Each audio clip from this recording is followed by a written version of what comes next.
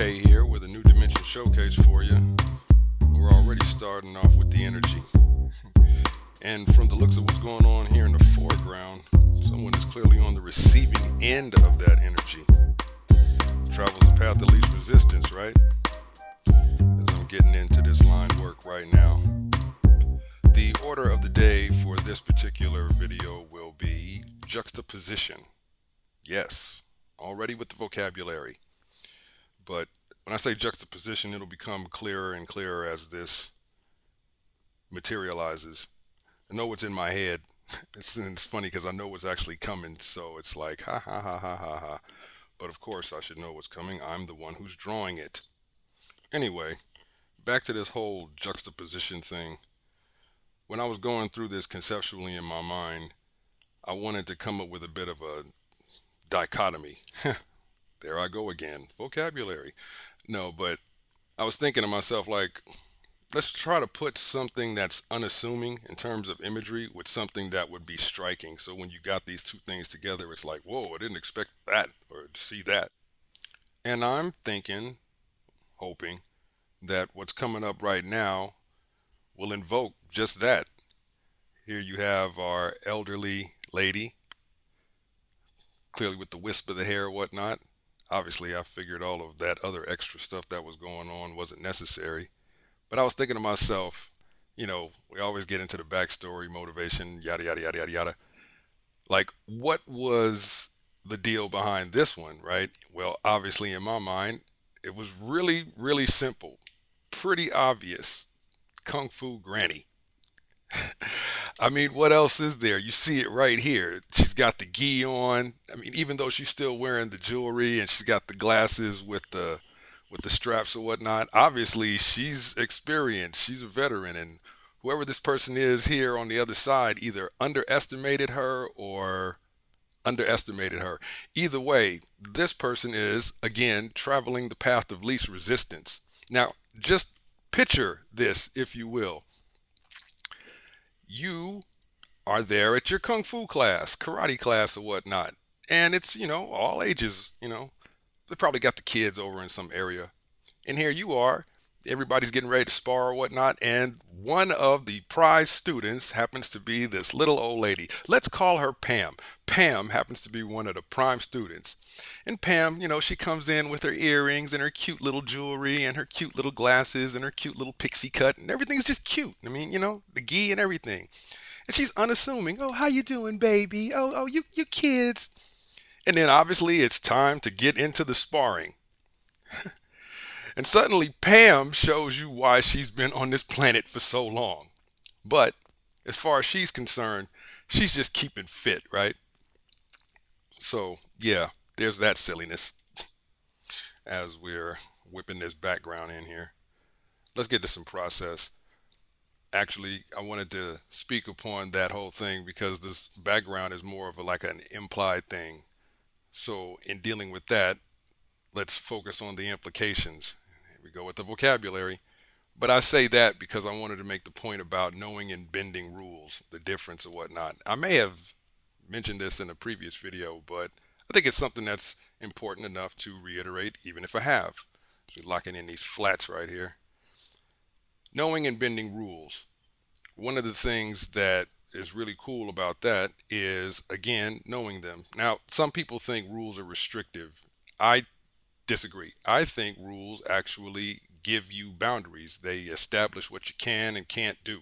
And when you do know the rules, well, then you know how to bend them. And when you can bend the rules, then you can really get the full breadth of veracity of what's possible in any particular venue or whatnot. Now, where's all this going? Well, focusing on the background once again, those lines are just an assembly to invoke a certain feel. Like here, we're in a room, you got like this wall sort of situation, the lines come together and they form window kind of situation, the lines come together and they form support beam kind of situation. And so there's depth and at the same time there's space established. Now, generally, if you're going to do this the correct way, and I'm using air quotes, there's going to be perspective things going on, lines and whatnot, going back to varying vanishing points. But When you know the rules and you understand the process, you can bend them and sometimes even supersede them, sidestep them, or I don't know, break them. But again, you need to know the rules, and the rules all lead into the process, which I'm going to get into right now as we're putting in the rendering. I mess up in other videos and I confuse this with shadows or whatnot when this is really just shading. Shadows have already been put in, but yeah, so we're getting her hair together. She's in the light, she's got everything going on. And this was another situation of actual color picking. It may not seem that way, but that's really what's happening here. In other situations, this method is going to change. What's funny about that again is that within this whole deal, they all overlap. So essentially, you're just basically getting the same thing from a different angle. So many different ways to do one thing, and then one thing can help you do so many others. But that's again the cool juxtaposition. And how do you know that? Well, you would have to know the rules. And once you know the rules, then you know what you can do. Flex like Hogan and start bending them. I really like bending rules. From an art standpoint, mind you. Don't want anyone out there thinking that we're promoting anarchy here in the dimension. So anyway, back to this. As you saw, that whole wash of color come in over our unfortunate individual who's being currently thrown out of the frame. That's again another situation of bending the rules, knowing the rules to bend them, I should say.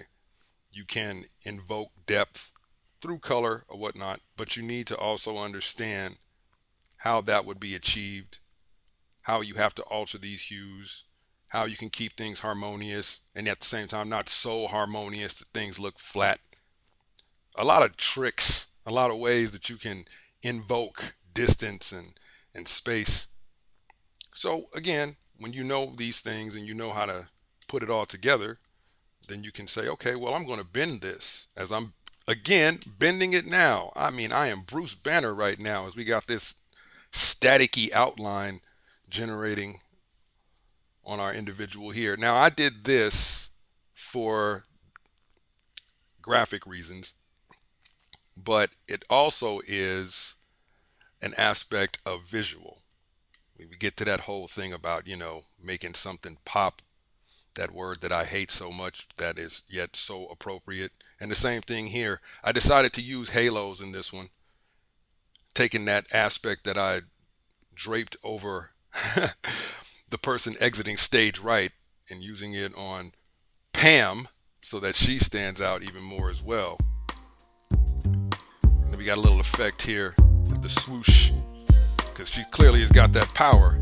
Again, somebody underestimated this little old lady.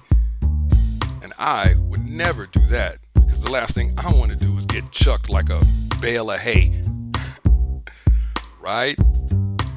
Go granny. This is it. It's the Elders game. Play at your own risk. Hope you have fun.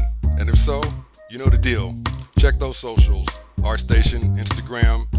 Tap those buttons for the thumbs. Like, subscribe, tell a friend. And also tap the bell too, because you want to know what's going on. That's the game, right? Come on back. Till next time.